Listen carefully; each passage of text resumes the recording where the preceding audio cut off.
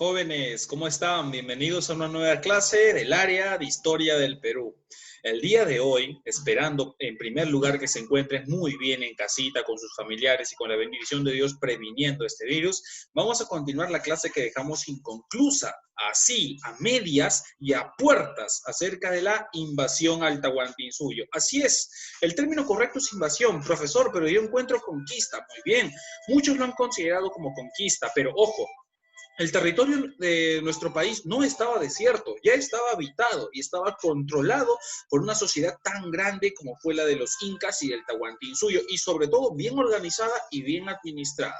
Entonces, lo correcto, ya poco a poco va saliendo a la luz, es invasión al Tahuantinsuyo, porque los españoles llegaron e invadieron y tomaron posesión y a la fuerza de esta zona que no, como les menciono, no estaba deshabitada y ya tenía ya un centro o una forma de vida, una sociedad ya establecida en todo nuestro territorio.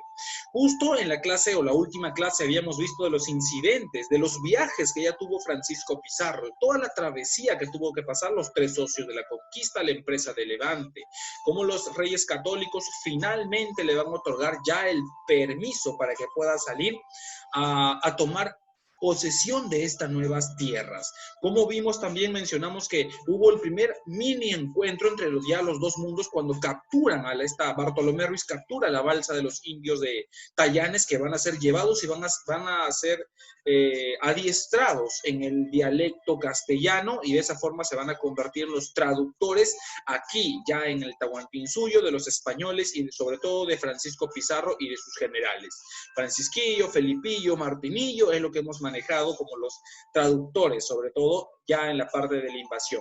El día de hoy nos vamos a enfocar rápidamente a lo que es ya el encuentro de dos mundos, y para esto me voy a apoyar en un documental que ya está bien elaborado, bien establecido, para que puedas entender y comprender mejor acerca de esta invasión con imágenes, incluso recreaciones ya hechas sobre este encuentro histórico y este proceso histórico de invasión que tuvo lamentablemente nuestra sociedad del Tahuantinsuyo, la decadencia final del Tahuantinsuyo. Entonces, para lo cual te voy a pedir a continuación que estés atento, atenta, y sobre todo que tengas tu lapicero y tu cuaderno a la mano para que puedas tomar nota y no te pierdas de nada acerca de lo que tenemos para observar aquí. A ver, observamos entonces a continuación el siguiente video y prestamos atención. Un pequeño grupo de hombres llegó al Nuevo Mundo en busca de oro y gloria. Guiados por la codicia y con órdenes de su rey de difundir la palabra de Dios, cambiaron el curso de la historia sudamericana. Fueron los conquistadores quienes en su camino recorrieron mar y tierra y desafiaron un poderoso imperio, sometiendo al Inca Supremo. Pero todavía querían más. Los conquistadores no descansarían hasta apoderarse de un tesoro legendario. Los indios lo llamaban la sangre del dios Sol, pero ellos lo conocían como oro.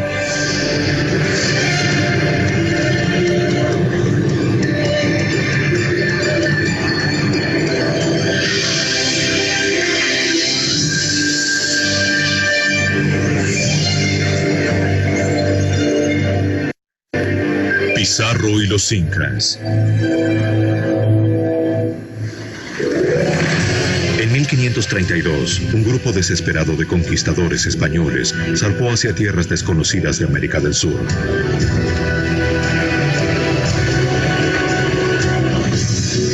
Su líder, Francisco Pizarro, ya había explorado ese territorio 2 veces, atraído por los relatos de una fortuna en oro.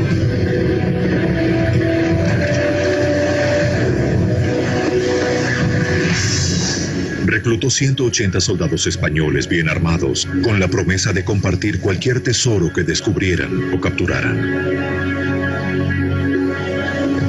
Zarparon desde la ciudad de Panamá y desembarcaron cerca de Tumbes, en lo que actualmente es Perú.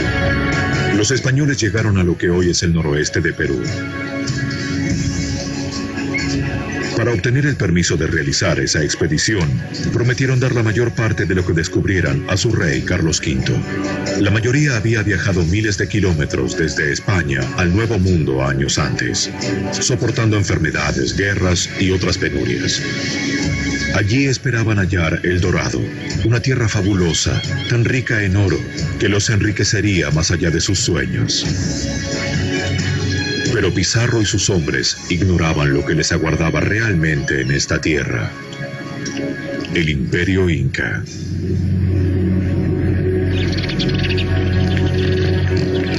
Sin que los españoles lo supieran, el Inca observaba cada uno de sus movimientos. Sus mensajeros avanzaban en postas sin detenerse, llevando noticias de los invasores.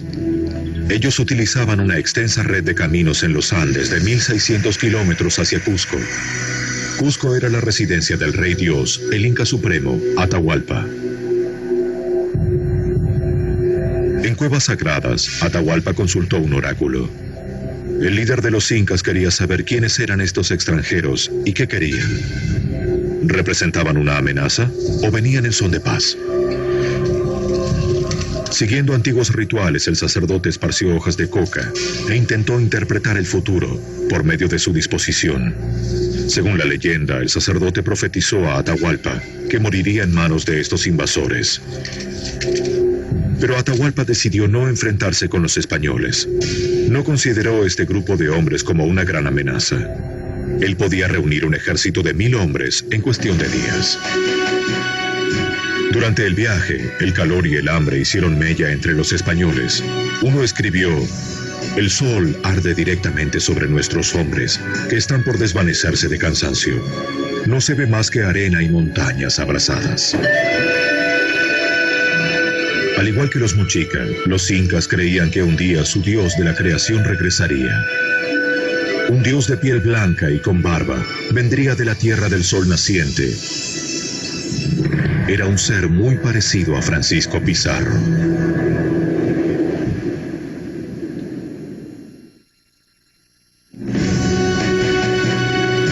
El conquistador Francisco Pizarro y su pequeño grupo de soldados españoles alcanzaron los límites del Imperio Inca en 1532.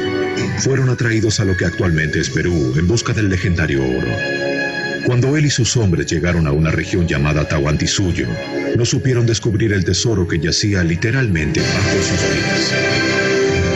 En noviembre de 1532, tras meses de una marcha trabajosa, los conquistadores llegaron a la cima de los Andes, a 5.000 metros sobre el nivel del mar. Un español relató: «Respirar este aire enrarecido es doloroso para los pulmones. De día los hombres reconocen el terreno con sus caballos avanzando al borde de escarpados precipicios, por lo que nuestra procesión se arrastra por las montañas como un dragón herido. Las penurias que soportamos son tan terribles que lo único que podemos esperar es que terminen pronto. ¿Qué destino nos aguardará?». Finalmente, tras haber recorrido 400 kilómetros, los españoles se aproximaron a la fortaleza inca de Cajamarca.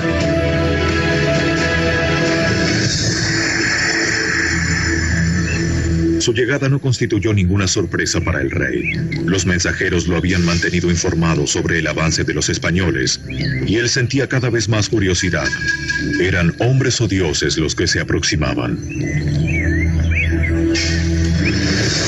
Los conquistadores continuaron avanzando. Al llegar al corazón de las tierras incas, los españoles comprendieron que se trataba de un pueblo avanzado, que poseía sistemas de agricultura completamente desarrollados, una rica cultura y un ejército poderoso. Conquistar a los incas no resultaría fácil para los españoles. Al llegar a Cajamarca, Pizarro supo que no podría organizar un ataque sorpresa. Envió a sus mejores hombres adelante para explorar la ciudad. Aparentemente la fortaleza había sido abandonada. ¿Qué razón podían tener los incas para abandonar semejante fortaleza? ¿Se trataba de una trampa? Los españoles temieron una emboscada.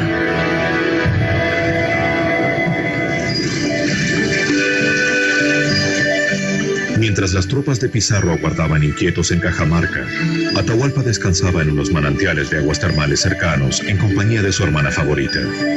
Tenía la certeza de que este pequeño grupo de extraños no constituía amenaza para él, el Rey Dios.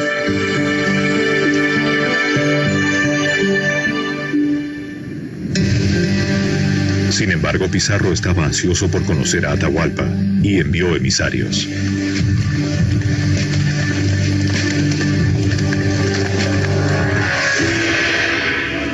Atahualpa y su corte recibieron a los españoles exhibiendo fría dignidad. Los conquistadores quedaron impresionados. Uno de ellos escribió: en sus miradas fijas arde un fuego peligroso. Los incas nunca antes habían visto caballos. Los españoles permanecieron sobre sus monturas para inspirar asombro y miedo. Ellos asusaron a sus caballos para que se encabritaran y dieran coces, esperando asustar al inca. Atahualpa no se inmutó. En lugar de eso, bebió a la salud de los españoles del cráneo de un prisionero ejecutado. Ofrecieron copas de oro a los extranjeros. Ellos bebieron con desconfianza. Atahualpa declaró que iría a Cajamarca al día siguiente para visitar a Pizarro.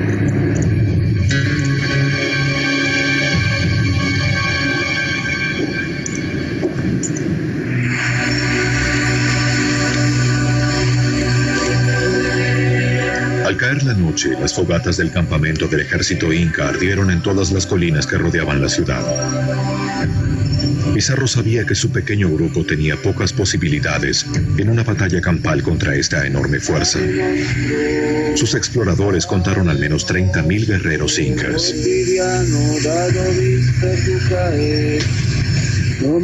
Durante la noche del 16 de noviembre de 1532, los españoles oraron juntos creyendo que sería la última vez. Uno de ellos escribió: el miedo cubre a los hombres como un manto negro. Ahora todos pueden ver con claridad la locura de esta empresa. Todos sabemos que solo un milagro puede salvarnos. Y unos cuantos tal vez se pregunten si el cielo los considera dignos de ese milagro. Con las primeras luces, Pizarro ordenó a sus hombres prepararse para la batalla, pero la muerte parecía más probable que la victoria.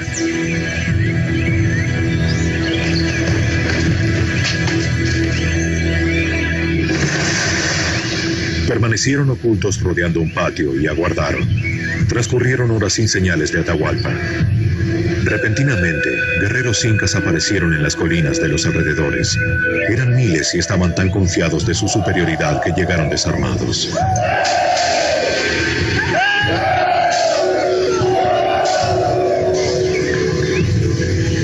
Los españoles se inquietaron, pero solo podían esperar.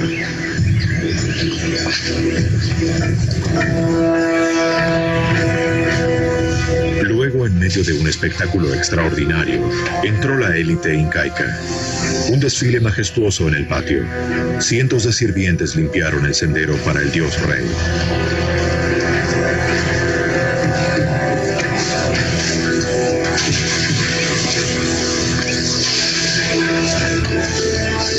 Con gran pompa y fanfarria, el rey de los incas entró en la ciudad. Los nobles incas más importantes rodeaban a Atahualpa, transportándolo en un suntuoso trono de oro.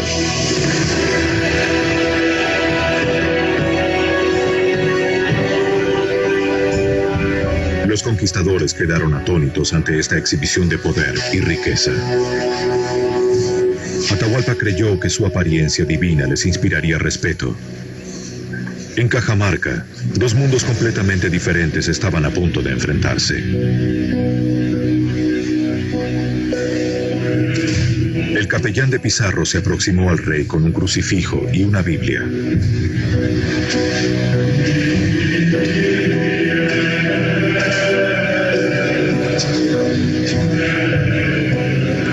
Exigió a Atahualpa que renunciara a sus creencias paganas y se sometiera al bautismo y a la corona española.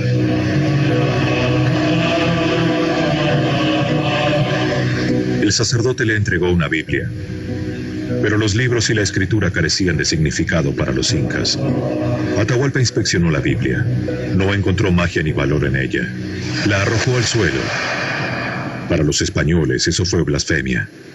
Pizarro ordenó a sus hombres que abrieran fuego contra los desarmados guerreros incas.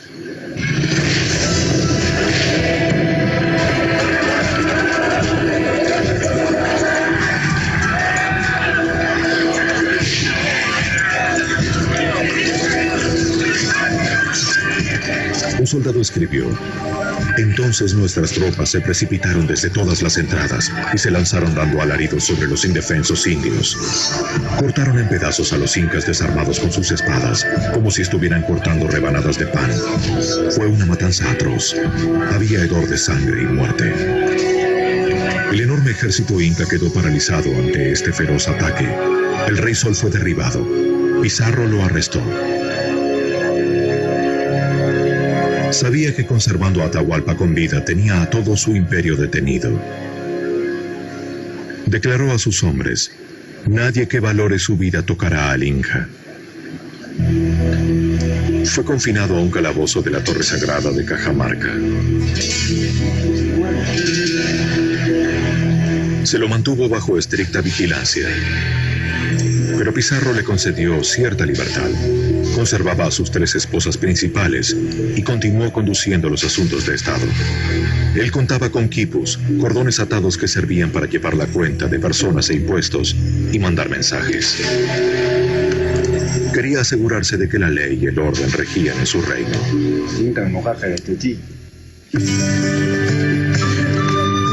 Durante un breve periodo, la paz pareció posible. Los soldados españoles, cansados de batallas y campañas, dejaron a un lado los combates e hicieron planes para establecerse. Pero a los españoles todavía les faltaba algo.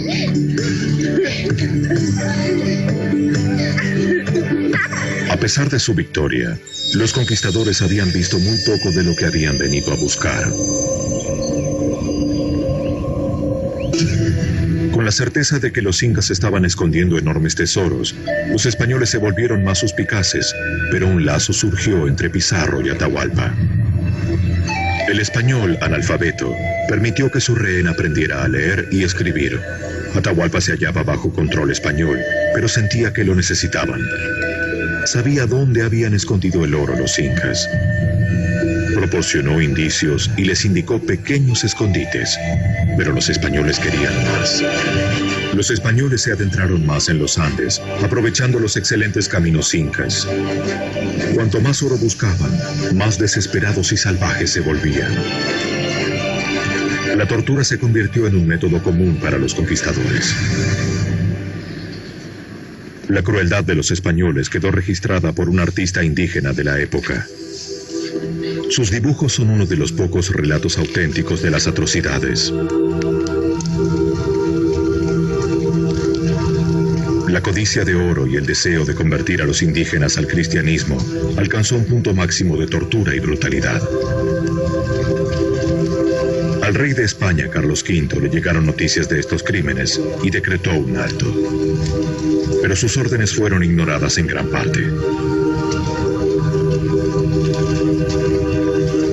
Gradualmente los indígenas se convirtieron y aceptaron la religión de los españoles, pero la interpretaron a su manera. En 1532, la búsqueda de tesoros de los españoles se concentró en el jefe incaico Atahualpa. Los hombres de Pizarro comenzaron a sentirse engañados y empezaron a desconfiar de la amistad que los dos líderes parecían compartir. Pizarro incluso había enseñado a su rehén a participar en juegos de mesa. Pero los dos hombres se encontraban sumergidos en una batalla mucho más letal. Se estudiaban mutuamente con cuidado, conscientes de que eran parte de un delicado equilibrio.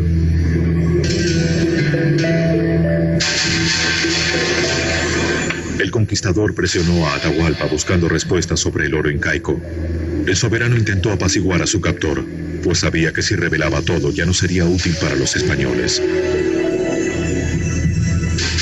Era experto en embaucar a Pizarro, pero era Pizarro el que disponía las reglas y podía tomar la última movida decisiva. Para crear un vínculo aún más cercano, Atahualpa ofreció a Pizarro su hermana favorita en matrimonio. Pizarro la hizo bautizar, le dio el nombre de Inés y la tomó como amante, pero nunca se casó con ella.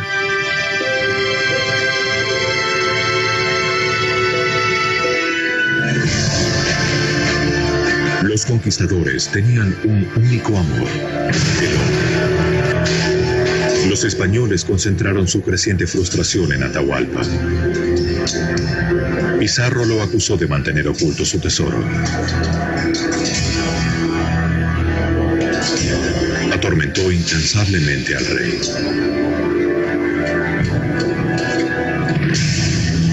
Finalmente amenazó con ejecutar a Atahualpa.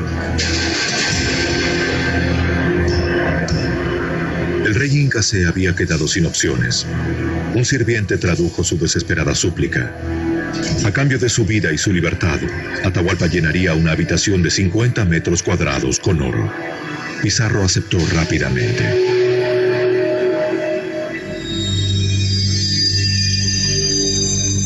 La autoridad absoluta del jefe inca fue revelada por última vez. Convocó a sus súbditos y llegaron de todas partes del reino trayendo oro para pagar por su vida.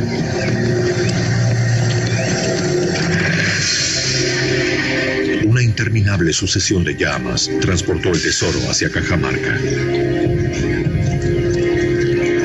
Los indígenas trabajaron durante 3 meses para entregar ídolos de oro y bolsas llenas de metales preciosos. Hasta el día de hoy continúa siendo un misterio dónde habían estado escondidas estas enormes riquezas. Bajo la mirada vigilante de los españoles, reunieron el rescate en una reluciente montaña.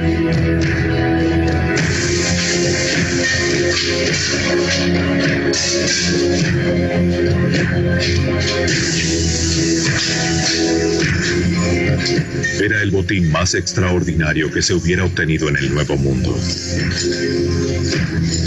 Los españoles hicieron cuentas muy precisas. Solo la parte de Pizarro convertía al antiguo cuidador de cerdos en uno de los hombres más ricos de la tierra.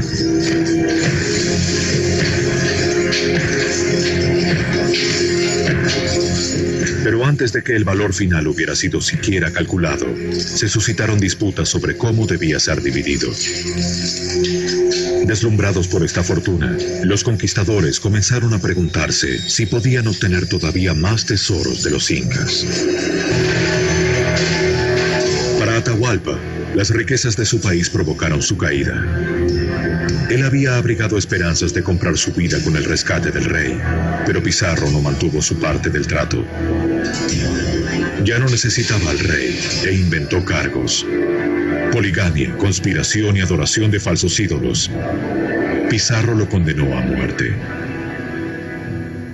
Atahualpa fue condenado a muerte porque se entendió en Cajamarca que enviaba contra los españoles un ejército desde el sur hacia el norte. Era el ejército de Calcuchímac.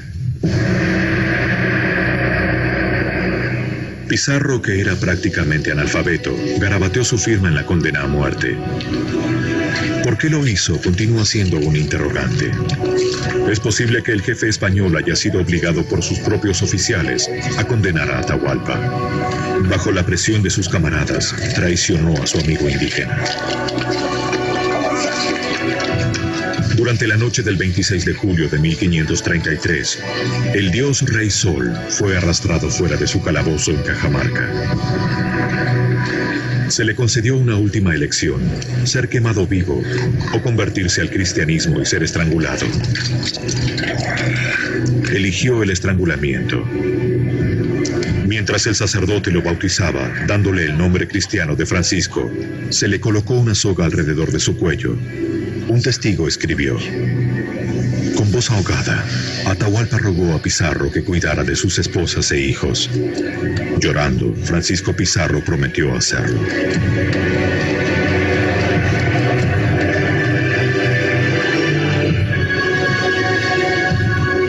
La soga se tensó lentamente.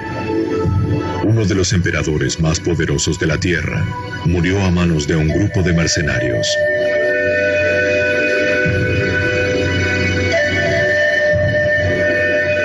Al morir él, el reino de los incas llegó a su final. Esa noche miles de súbditos de Atahualpa se suicidaron con la esperanza de seguir a su señor y amo al otro mundo, la Casa del Sol.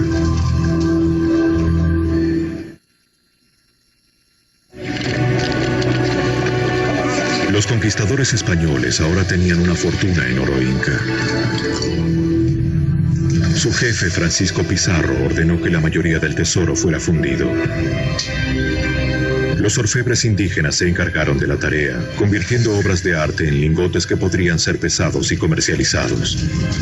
Los hornos ardieron sin parar durante 34 días. Pero ignorantes de la metalurgia, los conquistadores no comprendieron que la mayor parte del tesoro que ellos habían saqueado era producto de aleaciones. Los lingotes que enviaron de regreso a España a menudo contenían un porcentaje alto de hierro y cobre, que valían mucho menos que el oro.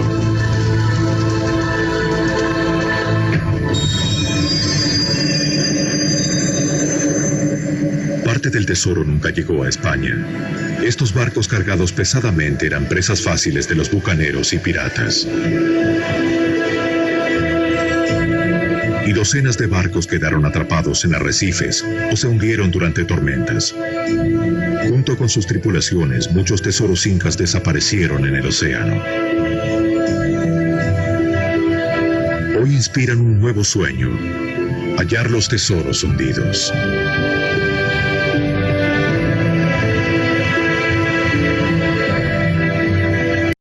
Muy bien, jóvenes, entonces hemos observado la parte de la invasión acerca del Tahuantinsuyo. Ojo, quiero dar algunos datos para que ustedes lo recuerden y tomen nota. A ver, cuando Francisco Pizarro se encuentra con ya Atahualpa, se va a encontrar, perdón, en la plaza de Cajamarca, cuando Pizarro envía al fray, que era la parte religiosa católica enviado en esta expedición, Vicente Valverde, se acerca. Ya vieron cómo ingresó a Atahualpa muy pomposo, con todo su séquito limpiándole el camino. El fray Vicente Valverde se acerca a Atahualpa, le entrega la parte de la Biblia, y cuando le entrega la Biblia le hace el llamado requerimiento. Esto incluso es pregunta de examen de admisión.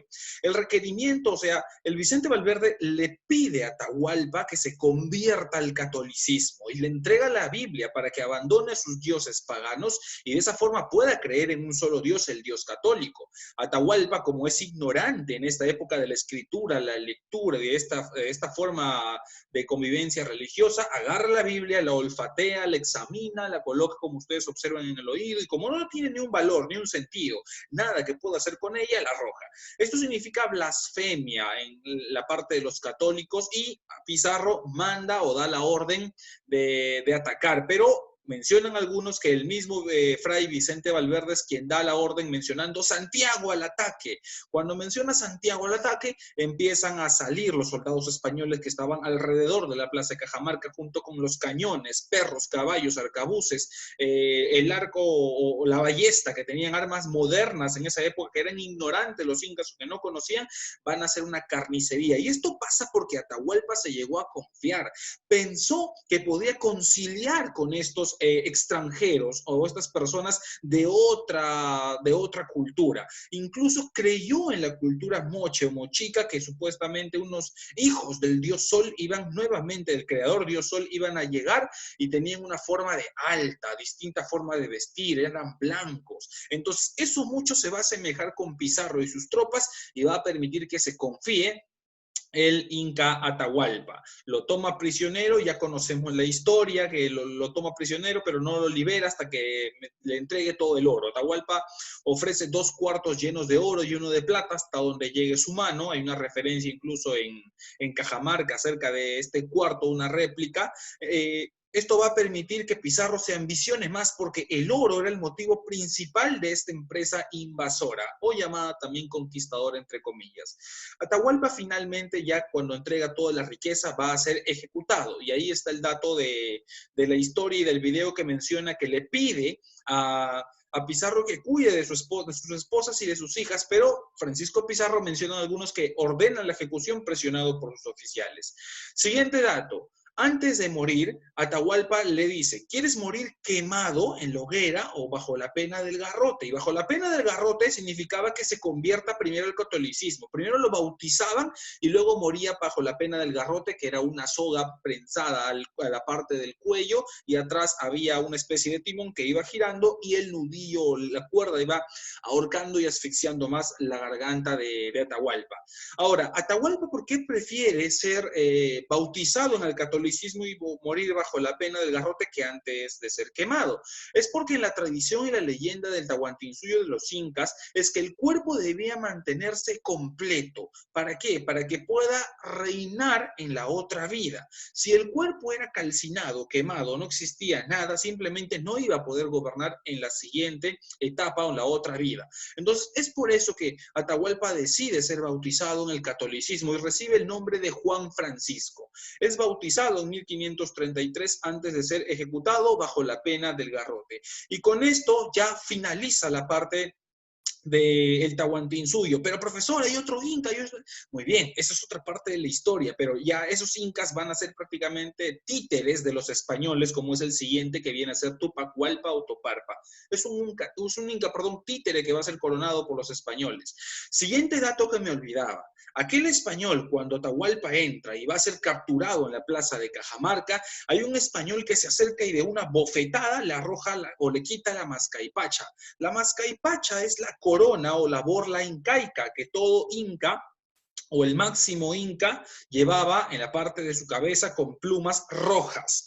Esa mascaipacha, el español Miguel de Estete, repito, Miguel de Estete de un bofetazo le quita la mascaipacha y automáticamente cuando ya iba a ser atravesado Atahualpa, llega Francisco Pizarro a salvarle la vida y como ya observaron el video, que le dice a sus soldados que ninguno que valore su vida tocará al Inca. Entonces de ahí se mantiene prisionero hasta que brinda el oro y todo, aprende algunas cosas, como hay datos curiosos que le gana en ajedrez también a sus captores, le gana en ajedrez cuando aprende a Francisco Pizarro, pero que lamentablemente finalmente va a ser ejecutado bajo la pena del garrote, bautizado en el catolicismo con el nombre de Juan Francisco y finaliza este gran Tahuantinsuyo que había sido un gran legado y una muy bien administrada organización social llamada Sociedad Inca o del Tahuantinsuyo. Muy bien, jóvenes, esta fue la clase de la invasión incaica. Espero que les haya gustado, hayan tomado nota acerca de este video con referencias, con recreación, para que puedan comprender mucho mejor de este hecho histórico trascendental en nuestra historia de nuestro país. Conmigo será hasta la siguiente oportunidad. No se olviden cuidarse, no salgan de casa, por favor, siempre prevenidos que juntos vamos a salir adelante y nos vamos a liberar y librar de todo esto muy pronto. Gracias, jóvenes. Nos vemos en la siguiente clase del área de historia del Perú. Hasta la próxima. Nos vemos.